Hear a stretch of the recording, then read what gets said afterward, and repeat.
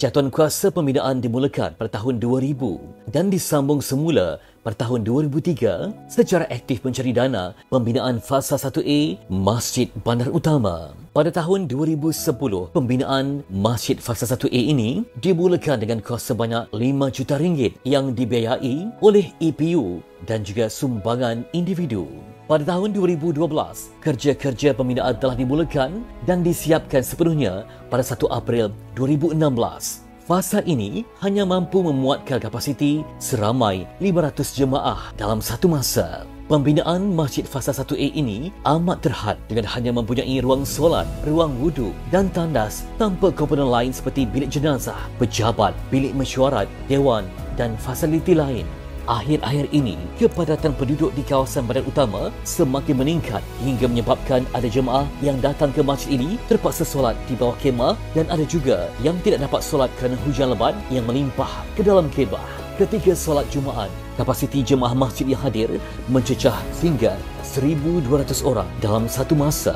Untuk Fasa 1B, anggaran kos pembinaan adalah sebanyak RM20 juta dan meliputi komponen lengkap seperti dewan, bilik jenazah, pejabat, bilik mesyuarat dan ruang pembelajaran yang mampu menampung 3,000 jemaah dalam satu masa. Jumlah sumbangan terkumpul sekat ini adalah sebanyak RM950,000 dan masih berbaki RM19 juta.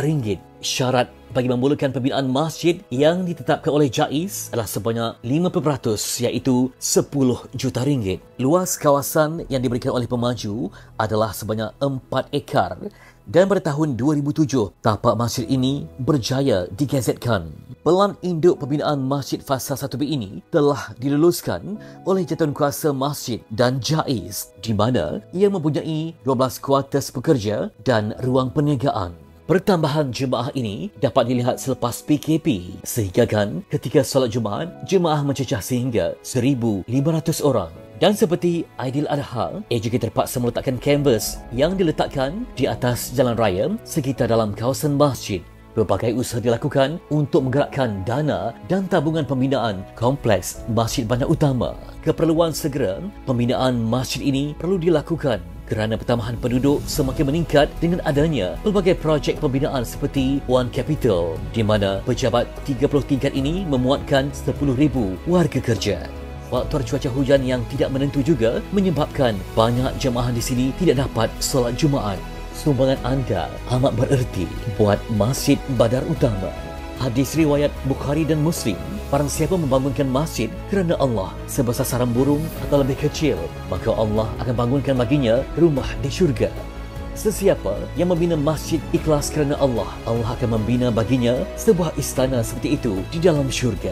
Bukan mudah untuk membina masjid yang lengkap dan memenuhi keperluan jemaah pada zaman yang semakin moden. Masjid Bandar Utama, sebuah impian yang masih tertunda. Lebih 1 dekad lamanya, Masjid Bandar Utama masih berjuang untuk mencari dana mencukupi bagi melengkapkan pembinaannya. Harapan kami, semoga impian untuk membina kompleks Masjid Bandar Utama akan terlaksana. Saya menyuruh semua umat Islam, marilah kita menderma kepada tabung kompleks pembinaan Masjid Bandar Utama. Jangan risau. Apabila kita menyumbang ke arah agama, ke arah yang diredai oleh Allah, kita tak akan jatuh miskin. Jangan risau. Allah akan tambah dia. Allah kata tak rugi.